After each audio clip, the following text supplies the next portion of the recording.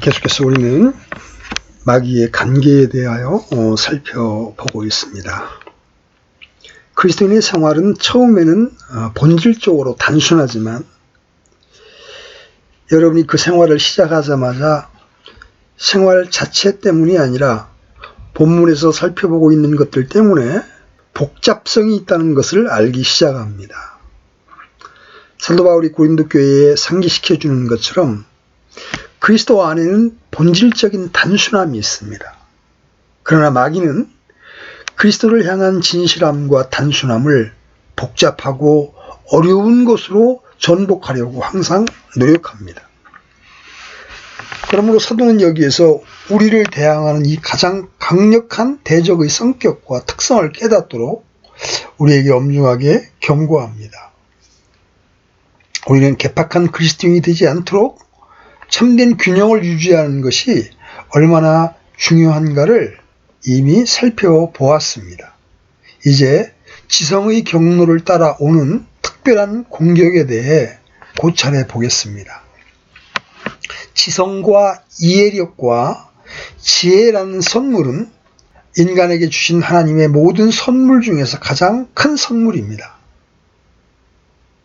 심사숙고하고 이론적으로 사고하는 능력은 인간이 가진 것 중에 그 무엇보다 인간을 동물과 구별지어 주는 겁니다.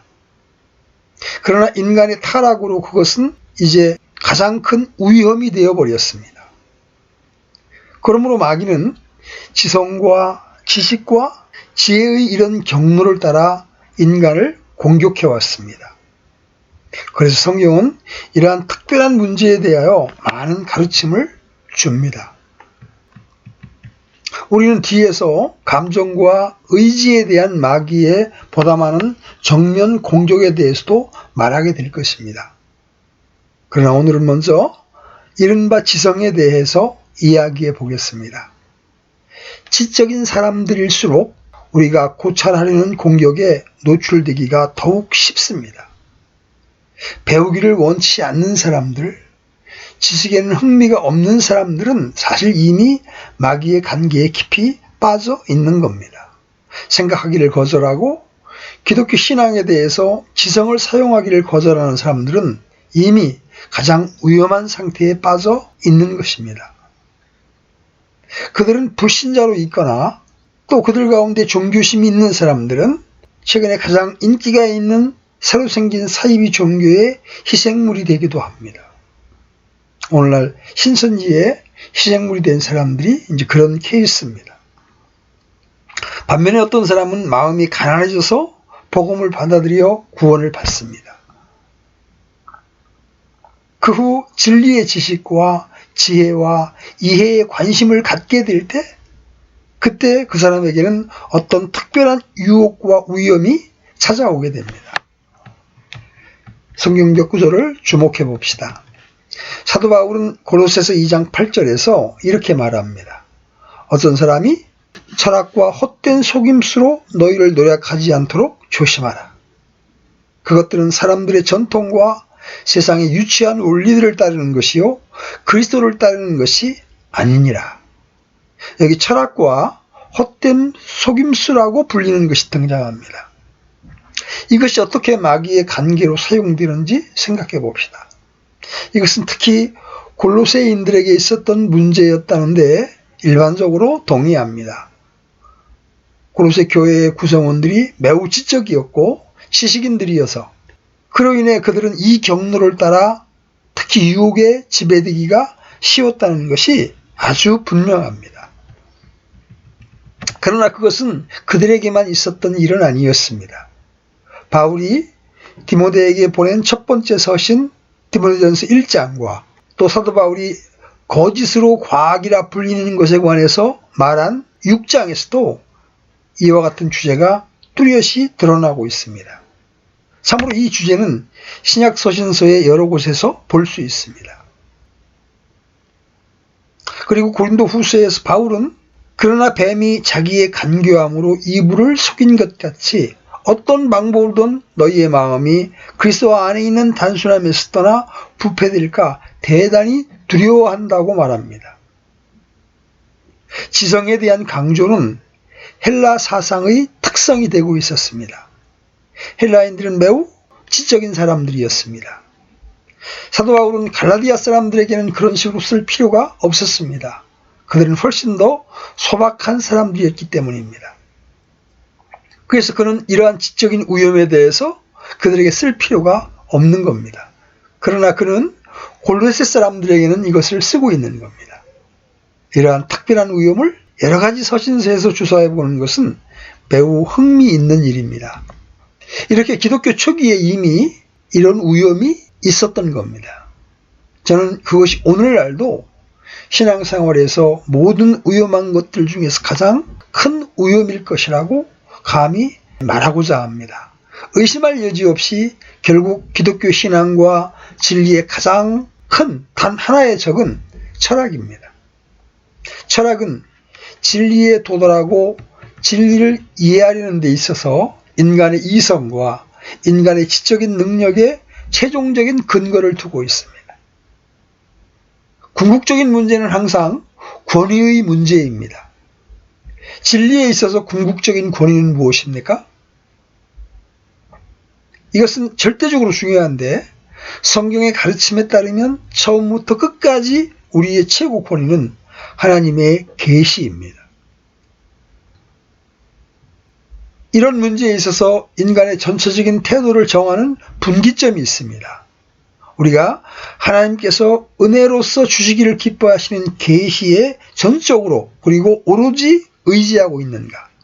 아니면 우리 자신의 능력과 지식과 지혜에 의존하고 있는가 하는 것입니다. 그리스도인들이 소위 현대의 지식과 현대의 사상, 그리고 특별히 오늘날 과학적인 지식뿐만 아니라 어떤 종류의 지식에 의해서 지배를 받는 위험에 직면하고 있습니다. 헬라인들은 이 점에 있어서 다른 모든 민족들을 대표했습니다. 그들은 우리 주님이 이 세상에 오시기 이전에 살아서 가르쳤던 철학자들, 즉 플라톤, 소크라테스, 아리스토텔레스 등등으로 유명했습니다. 그들은 인간의 지성과 지식의 위대한 전성기를 대표했고 인생과 전 우주의 의미를 이해하려고 애를 썼습니다. 그들은 그 모든 것을 배후에 있는 어떤 능력을 느꼈습니다.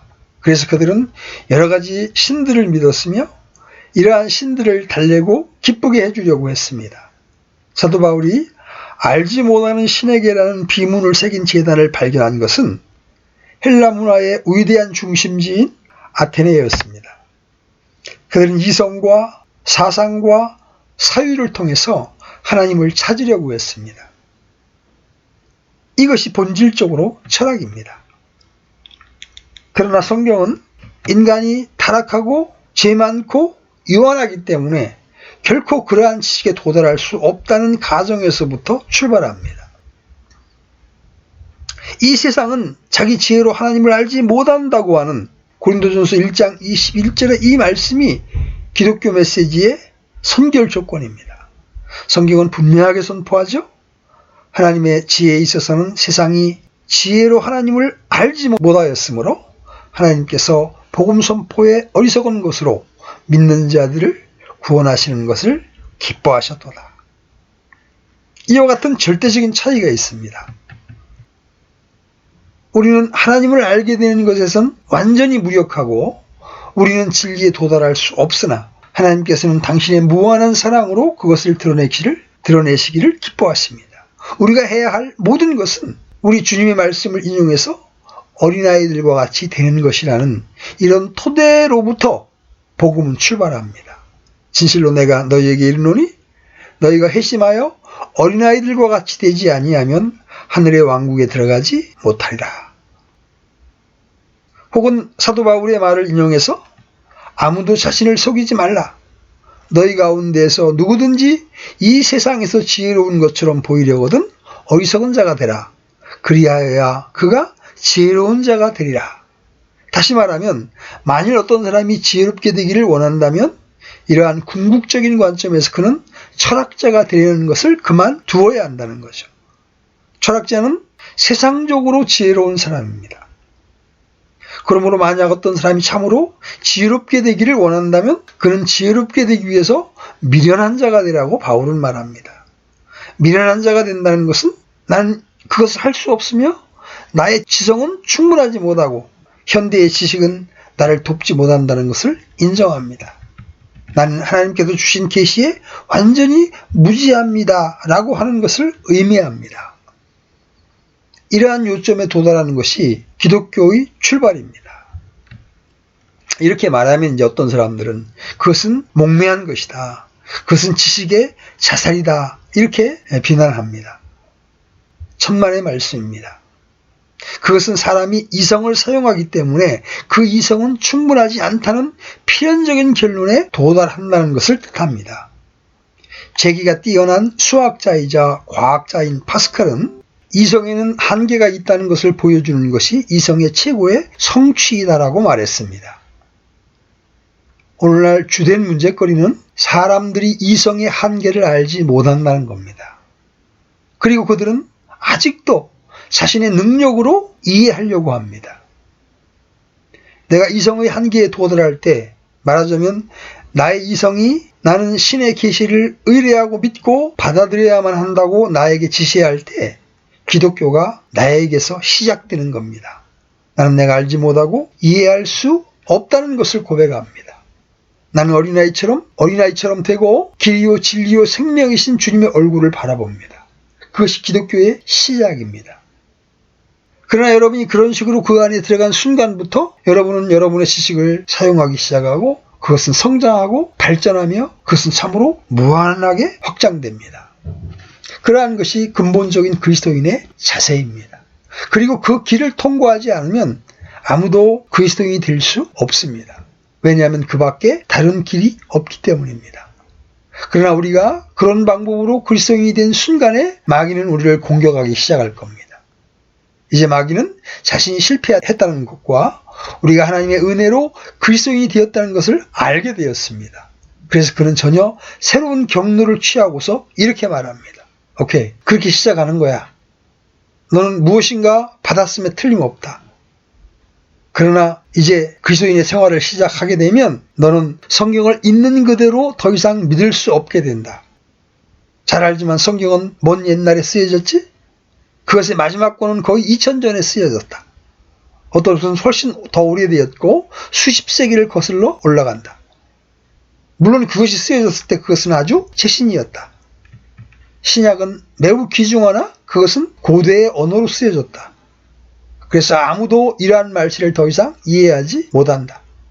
그뿐만 아니라 우리는 옛날 사람들은 갖지 못한 쓸모있고 새로운 지식이 많이 있다.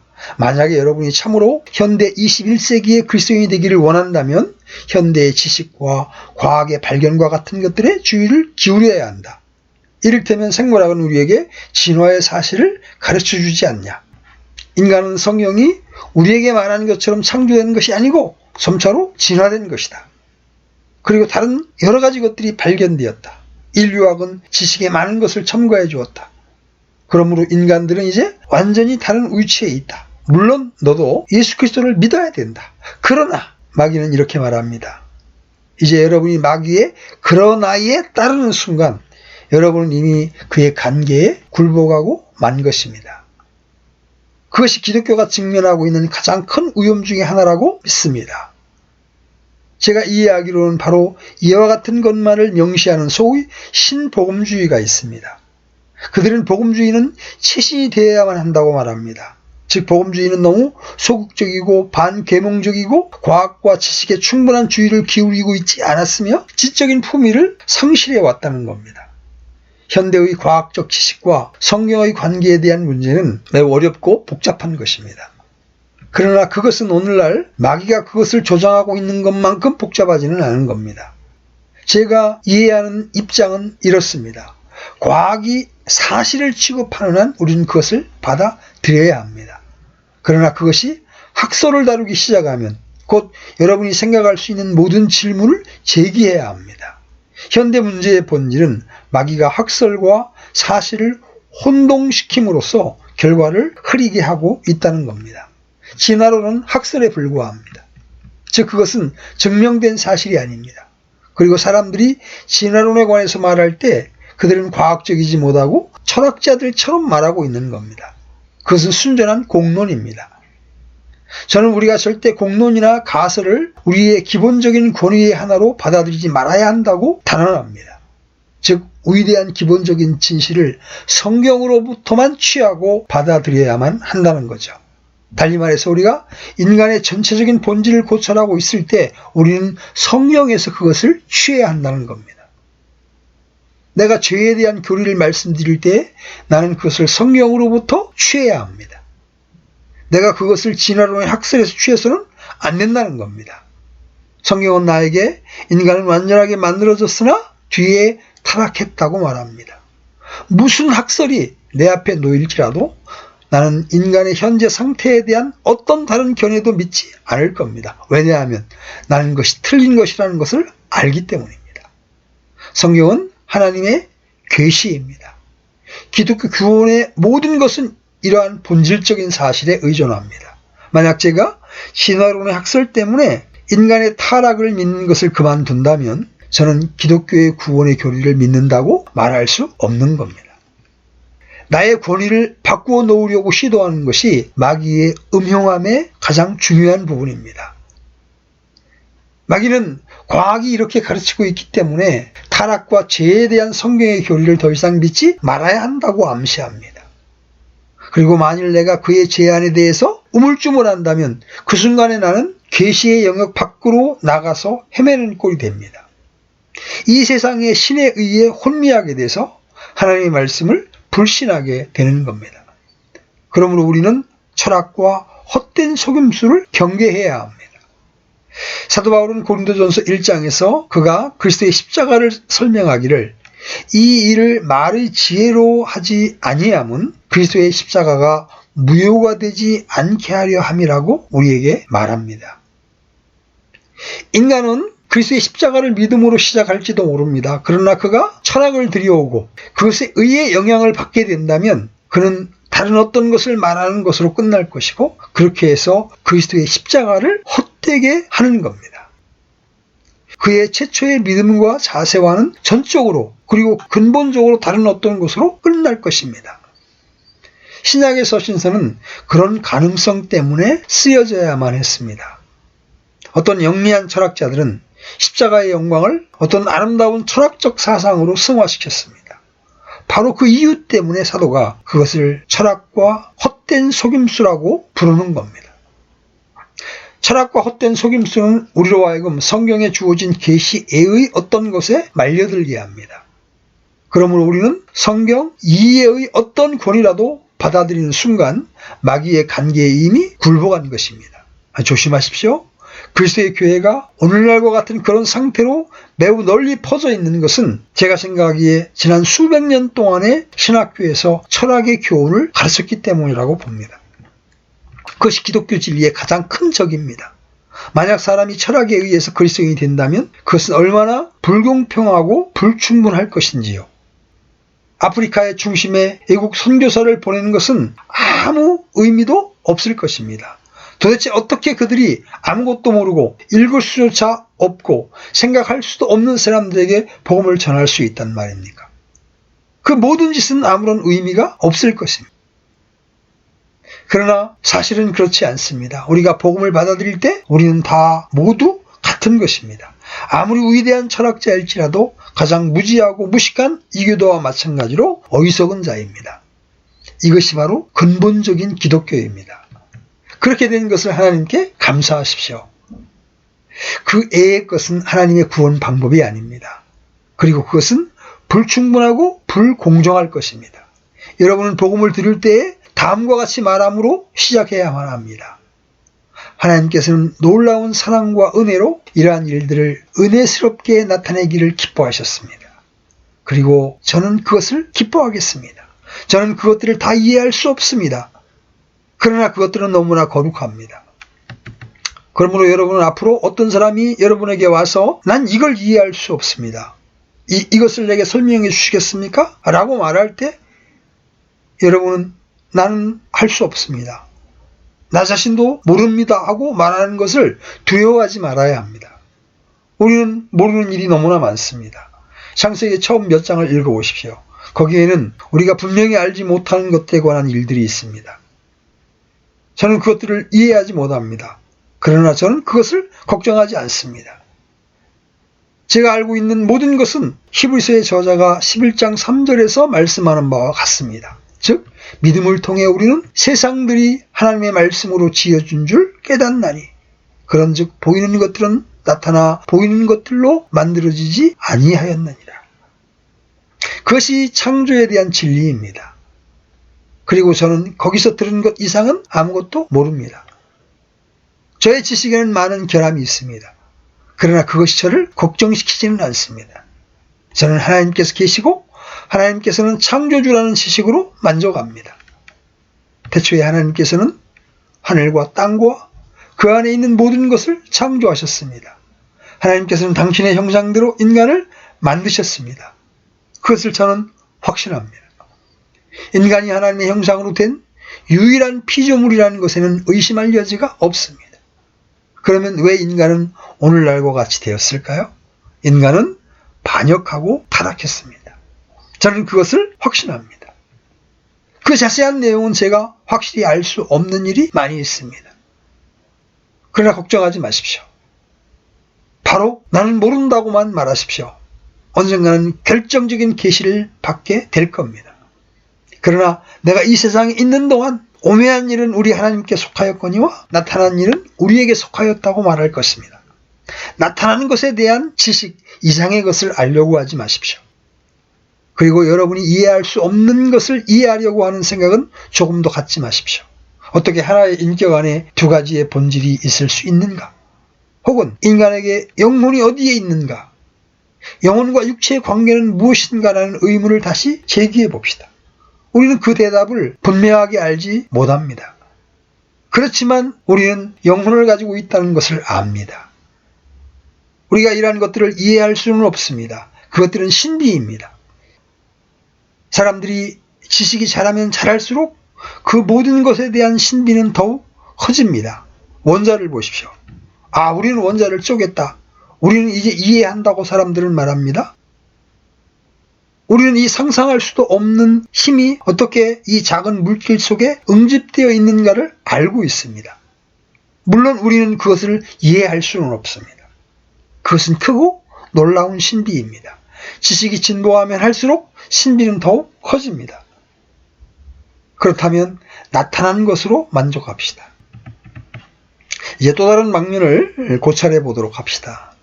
마귀가 우리에게 와서 우리가 성경에서 받아들인 지식은 조금 보충될 필요가 있다고 우리를 설득하려는 위험이 항상 있습니다. 여기에서 저는 사도 바울이 디모데에게 바로 이 일에 대해서 매우 경계하라고 경고한 그 말씀을 하고자 합니다. 디모데전서 6장 20절에서 오 디모데야 속되고 헛된 말장난과 또 거짓으로 과학이라 불리는 것들의 반론들을 피하며 내게 맡긴 것들을 지키라.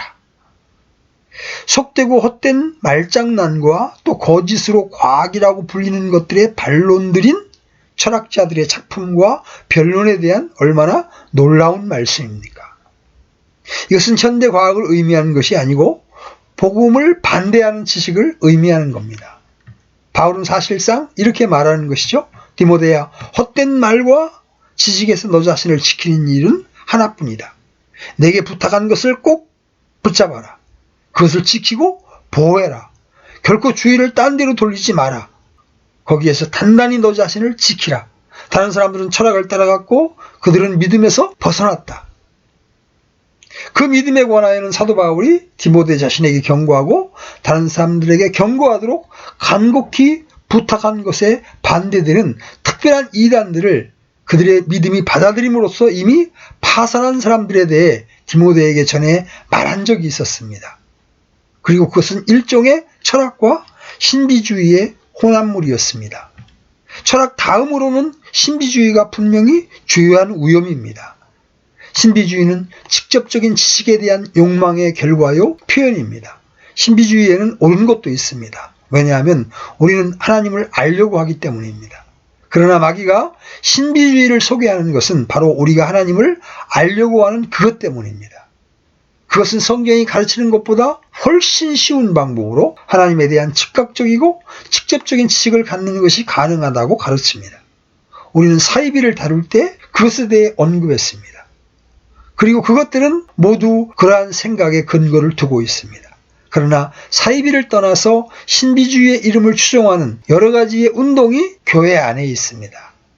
다시 말해서 신비주의는 하나님은 여러분 안에 있고 하나님은 모든 사람 안에 있다고 합니다. 그리고 만약 여러분이 하나님을 알기를 원한다면 여러분이 해야 할 일은 이 한 가지 것에 전념하는 것이고 그 밖의 모든 것은 버리고 여러분 자신에 심취하라고 가르칩니다.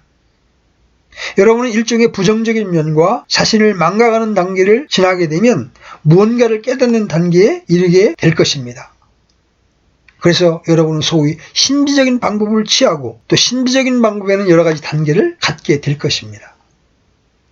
이러한 형식의 가르침은 아주 처음부터 기독교를 위협해 왔습니다.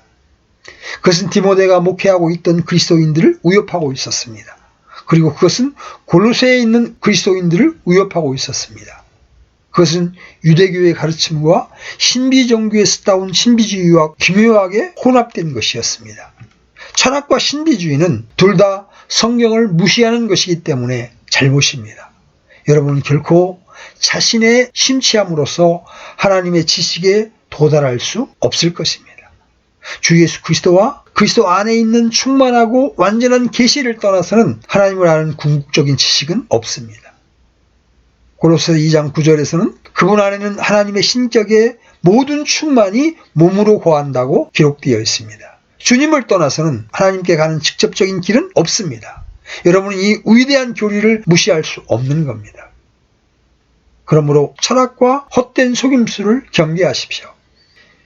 이것은 신약을 간단히 스쳐가려고 시도하고 어떤 신비적인 절차에 의해서 하나님의 놀랍고 즉각적이고 직접적인 지식과 체험에 도달하려고 합니다. 그것은 철학과 헛된 속임수의 일면입니다. 요즘 철학과 헛된 속임수보다 더 교활한 방법으로 교회를 공격하고 있는 것은 없습니다. 그것은 매우 그럴듯한 방법으로 매우 현대적인 종교 서적으로 교묘하게 환심을 삽니다. 이것이 19세기부터 모든 것이 잘못되어 갔던 발단입니다. 그리스도의 교회가 그리스도를 위해서 어리석은 자가 되는 것을 두려워할 때는 언제나 이미 잘못되어 가고 있었던 겁니다. 이러한 변화가 더욱 악화된 것은 1850년에서 1870년대였습니다. 18세기에 큰 복음주의의 각성이 있었습니다. 그것은 주로 무지한 상태에 있는 가난한 사람들과 서민과 노동자들 사이에 일어났습니다. 이러한 각성이 일어난 교회들은 그러한 사람들로 구성되었습니다. 그들은 물론 지식인들에 의해서 내쫓기고 비웃음을 받았습니다. 18세기의 위대한 사상가들과 철학자들과 교양 있는 사람들은 복음주의를 광신이라고 불렀고 경멸했습니다. 그러나 그렇게 복음주의는 시작됐고 그것을 유지하는 동안에는 대단한 위세가 있었습니다. 그러나 19세기 들어와서 모든 것이 변하기 시작했습니다. 경멸받은 사람들과 그들의 후계자들은 존경받을 만하게 되었습니다. 즉 그들의 아이들은 좀 더 교육을 받았고 그들은 이렇게 말하기 시작했습니다. 우리는 교양 있는 목사를 가져야 한다. 우리는 그런 단순하고 꾸밈없는 복음을 더 이상 선포할 수는 없다. 우리는 그리스 철학과 라틴의 고전에서 인용되어진 예화를 들어야 할 필요가 있다. 그래서 교회는 지식과 문화와 철학에 관심을 갖기 시작했습니다. 교회는 지적으로 존경받기를 원했고 세상 앞에서 모든 것에 대한 훌륭한 지식을 과시할 수 있기를 원했습니다. 그러나 교회가 그렇게 하자마자 모든 교리를 배반해 버린 겁니다. 우리는 그리스도를 위해서 어리석은 자들이 되어야 합니다.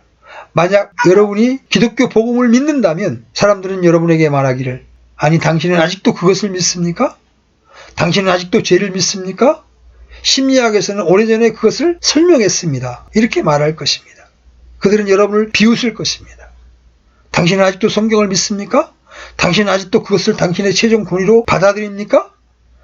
당신은 바로 이런 문제에 대해서 지난 2000년 동안에 발견된 모든 사실보다 성경의 권위를 더 높인다고 말하는 겁니까?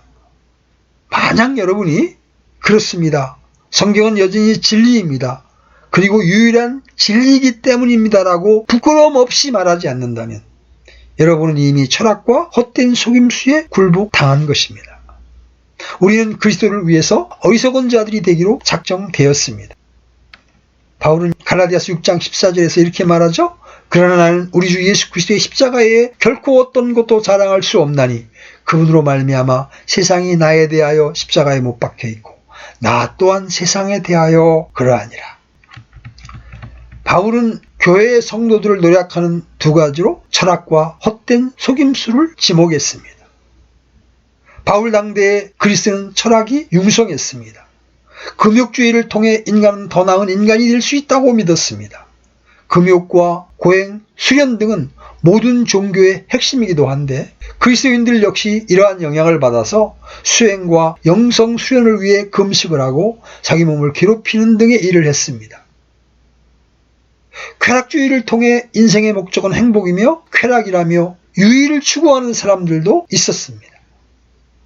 다양한 철학들이 성도들의 정신세계에 들어와 성경적 교리에서 난 믿음이 아닌 다른 믿음과 실행을 하도록 이끌었습니다.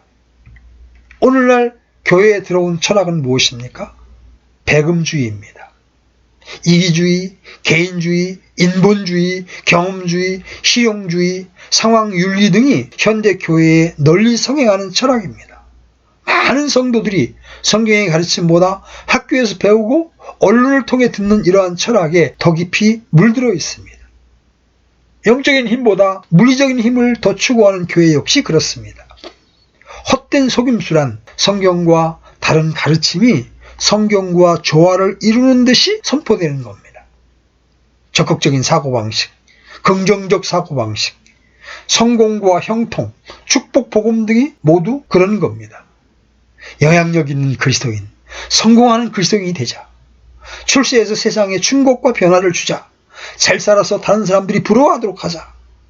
모든 면에서 경쟁력 있는 그리스도인이 되자. 비전을 품고 꿈을 펼치자 등등의 슬로건은 거짓 교사들이 널리 선포하고 설교하는 주제입니다. 목적이 이끄는 삶, 4차원의 영적 세계 등등의 서적이 인기를 끌고 있는데 모두 헛된 속임수입니다. 이러한 철학과 헛된 속임수에 대해 성경은 무엇이라고 말합니까? 그것들은 사람들의 전통과 세상의 유치한 원리를 따르는 것이요 그리스도를 따르는 것이 아니니라. 철학과 헛된 속임수는 사람들의 전통과 유치한 원리를 따르는 것입니다. 사람들의 전통, 세상의 유치한 원리들은 학교에서 배우고 사회생활에서 배웁니다. 사람들 가운데에서 자연스럽게 습득합니다. TV, 신문, 영화, 잡지 등을 통해서 배웁니다. 그러나 그리스도를 따르는 것은 성경을 통해 배울 수 있습니다. 교회에서 배워야 합니다. 사람들의 전통과 세상의 유치한 원리들을 따른 철학과 헛된 속임수를 따르지 않도록 주의하고 노략당하지 않도록 주의하십시오. 이교도의 풍습은 물론이고 유대인들의 전통이나 교회의 전통 역시 그리스도를 따르는 것이 아닙니다. 성경에 덧붙일 필요가 있는 것은 아무것도 없습니다. 우리는 성경에 그 무엇이라도 덧붙여서는 결코 안 됩니다. 성경은 그 자체로 완전한 것입니다. 성경은 하나님의 계시입니다. 그리고 그것에 어떤 것도 덧붙여서는 안 되는 겁니다. 그것은 처음에도 그랬던 것처럼 지금도 최신입니다. 그리고 그것은 항상 최신일 것입니다. 저는 다른 어떤 것도 탐내지 않습니다. 그러므로 저는 철학자들의 말을 듣지 말고 사도들의 말을 계속 들으라고 제안하는 바입니다. 그 밖에 모든 것은 거절하십시오. 바울이 가르친 모든 것은 자기가 받은 것이었습니다. 즉 그것은 그가 받았던 계시였습니다. 그러면 우리는 전적으로 그것에 대해서 왈부하지 말아야 합니다. 우리는 모든 철학과 속임수에 눈을 감아야 합니다. 왜냐하면 그것이 마귀의 또 다른 간계이기 때문입니다. 모든 철학과 헛된 속임수에 눈을 감는 것이 하나님의 전신갑주를 입는 방법 중에 하나입니다. 그것이 바로 진리로 허리띠를 띠는 방법 중에 하나입니다. 하나님께서 모든 마귀의 간계를 대적할 수 있는 진리로 허리띠를 졸라매는